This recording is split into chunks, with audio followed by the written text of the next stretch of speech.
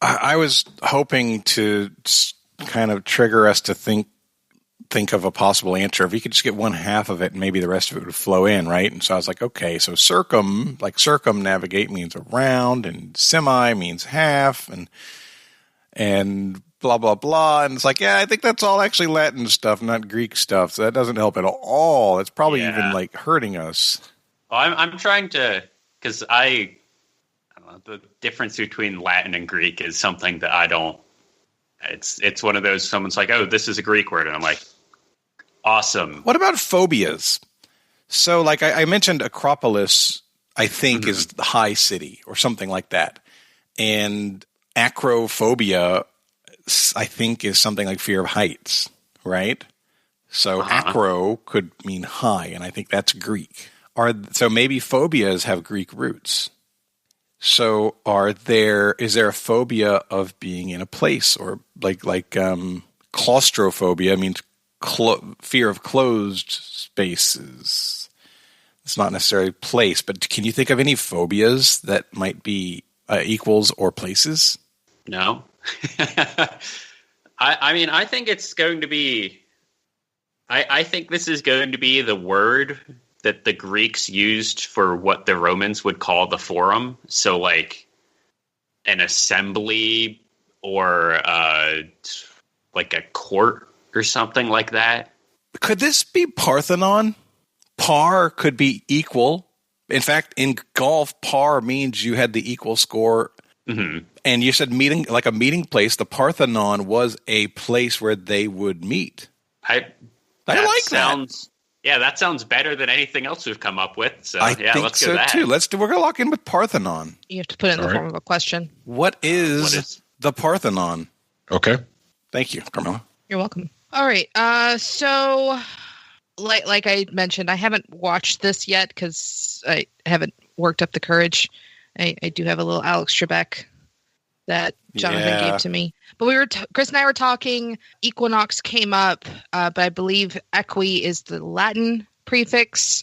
I'm pretty sure iso is the Greek for equal. So I threw out some words that contained iso, so like isometric, isotrope, or isotope, isosceles for the triangle. And I remember topography is a thing that has to do with places. But we locked in with what is isotope. All right. Carmela was on the right track there. The correct answer is, what is isotope? Nice. Wow. Great job, Carmela. Wow. So while y'all were talking and you were talking about phobias, you're like, is there a phobia of being in certain places? And so I looked up phobia of being in places, and that is called topophobia. Yeah, wow. We probably should have remembered the category was science. So, isolation. Yeah, no, that's fair. Yeah. I also didn't think about that. I was just like, of these three words that contain iso that I can remember, that's the one I like the best. That was really, really well done. Really well done. I'm definitely curious what Parthenon means now. Did anybody look it up? I bet it probably just means that thing. House of Parthenos. Parthenos. Yep. Yeah, so it does mean that thing. The place where that person is. According to this theory, the name of Parthenon means Temple of the Virgin Goddess. It refers to the cult of Athena Parthenos. Yep. Well, there we go. Right. There we go. Your second question in this round is words. Word. Oh, boy. The word ghetto has its roots in 16th century Italy, describing the segregated part of the city where what minority group was forced to live? We're locked in. You were fast at texting. Man, I'm telling you what. Thumbs. She's a millennial. Freaking Carmela. It's like a genetic skill. I'm all thumbs, and I still can't text fast. I gave you the opportunity of everyone against me. Oh, yeah. I think you're right, Dieter. Yeah.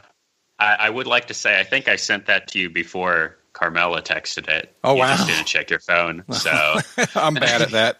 But yeah, I believe this is people of the Jewish faith. So or nationality, either one. Yeah. Heritage. So we'll lock in with that. Chris, why are you laughing? I was not expecting it's something Chris and I are talking about. I was not expecting that reaction. Anyway, so this is also something I learned through Shakespeare, The Merchant of Venice. This is where the Jewish community lived. And unfortunately, it was revisited in World War II, or the lead up to World War II. So that is where that word comes from. It's from Jewish communities being segregated. That's how I know it is from the World War II angle. I didn't know about it from the Shakespeare angle. Correct answer is the Jewish community, or Jews. Good job. Great job, Dieter. So what is it? What's the joke? So he's like, what just happened between you and Jonathan? And I explained to him why. And he's like, oh. And it's the way I said it. I got you. Okay. It was very flavorful. Indeed it was. Oh, all right. Gosh, turn up. Your last question before the midpoint comes to us from Rob Warman. Thanks, Rob! Warman. Prolific trivia writer. Your category is, I was told there would be no math. Yeah, I knew that was coming. Crap, it's a Rob Warman question and it's math. You want to forfeit? Why do you Dieter? hate No, wait. Dieter's good at math. Hell yeah. All right. Okay. Ranging from 0 to 12, the Beaufort scale is a somewhat subjective measurement of what? This was referenced in the Billy Joel song Stormfront.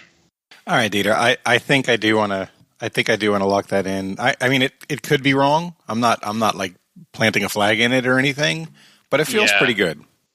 Yeah, I don't have anything else. As I said, the somewhat subjective is really throwing me off here. I feel like this fits that though. Yeah. Okay, we're gonna lock in. Our conversation thus far is me trying to remember what the cover of Stormfront looks like, and I remember it's like kind of a grayish cover, and I think it's two flags being blown super hard by wind. It is. So this is probably wind related. As I was explaining in the thing, I don't think it's saying that this is like a wind speed of 12. I think it's categorizing it like 1 on the Beaufort scale is this speed to this speed, and then 2 on the Beaufort scale is this speed to this speed. So I think it's like kind of like hurricane categories. Okay, and I was saying that maybe it's pressure and maybe wind speed is really weird because even standing like 10 feet apart, we'll feel it differently, you know. That's true, 100%. So I think that's why it's kind of subjective, just because the way wind is. Okay. As far as how we experience wind. I mean, obviously there's things that can be measured for wind, but the way we experience it is kind of weird. And since I don't know anything about it, I'm happy to go with it. My only concern is that I've never heard any. I mean, with us being in Florida, I've never really heard anything about that. You know, of course, we've heard hurricane categories. You mentioned that in our chat. It might be that we don't use it. Might be people who are more. That's true. European. Not necessarily European, but like maybe you and I just don't work in a field where we would use it.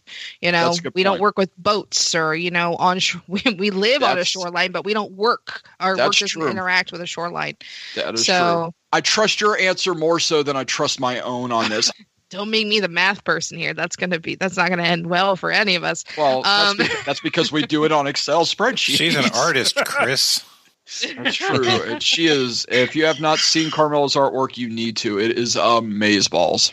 Oh, well, thank you. So, but I think it's either speed or pressure, and who knows which one it's going to be. Well, let's go wind speed and see what happens. Okay, that works.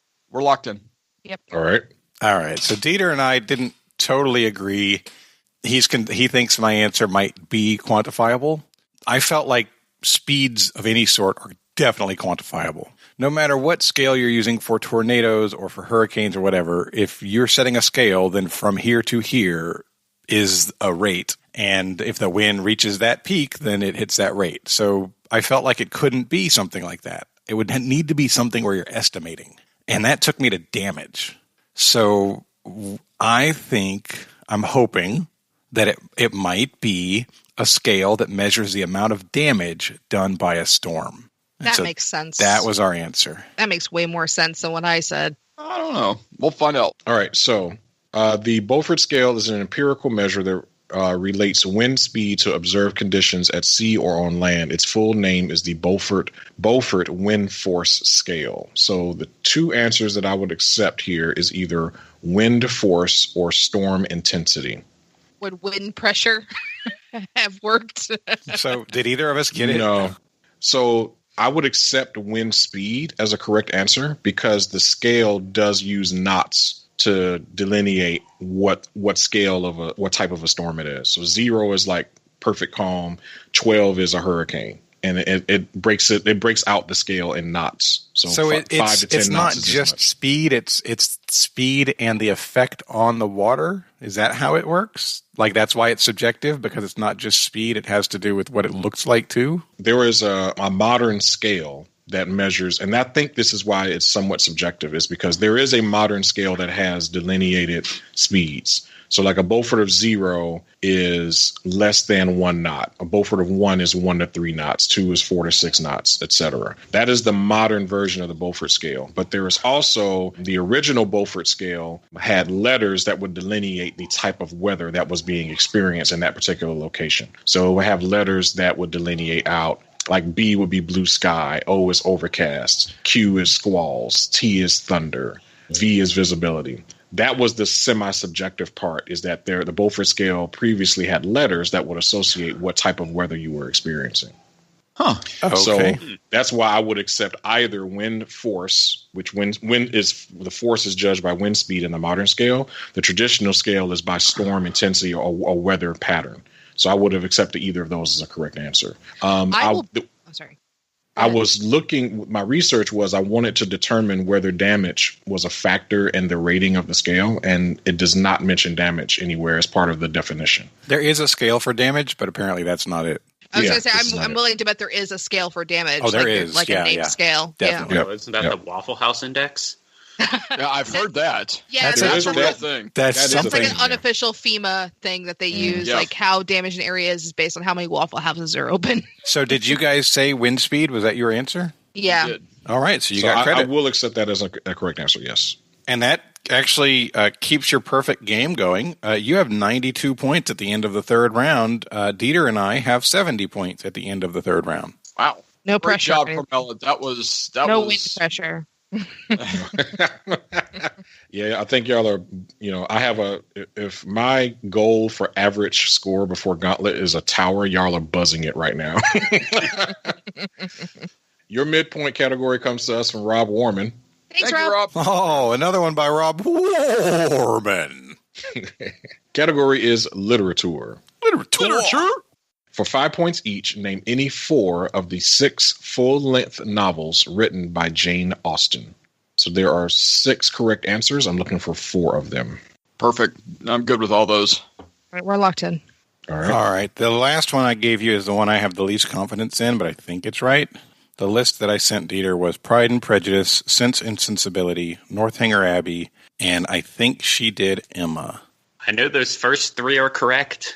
Yeah. I think fourth Emma's one. right. There's 2 more that we could pick from. Let me take just a second. And if there's one that clearly stands out as being right, then I'm pretty sure Jane Austen did Emma, though. I think that's the name of it. That's the best I got right now. I want to go with those. Yeah, that sounds good. I All don't right. have anything. So Pride and Prejudice, Sense and Sensibility, Northanger Abbey, and Emma. So I did have Pride and Prejudice, Sense and Sensibility. The basis for the movie Clueless is the book Emma, which was written by Jane Austen. So we said Emma. And I think her last novel was Persuasion, which is what I wrote down. That was my 4th one. So here are your correct answers. Pride and Prejudice, Sense and Sensibility, Mansfield Park, Northanger Abbey, Emma, and Persuasion. Nice. All right. Full Both points teams all get around. Full credit. Carmela Yeah, just- painted the corner. I love it. Y'all just buzzing that tower, boy, I tell you. Save the clock tower. So the storm index that shows destruction is called the Hurricane Severity Index. How What if mundane. it's not based on a hurricane? Oh, Yeah, there's there's other- different scales. Okay. Yeah. So at the end of the midpoint, scores are 112 to 90. Your 4th round comes to us from Matthew Burris. Thank you, Thank Matthew. you, Thank you, Matthew. First question in the Matthew Burris round. Your category is no, they didn't wash it first. Gross. What famous prop from Die Hard is currently on display at the Smithsonian?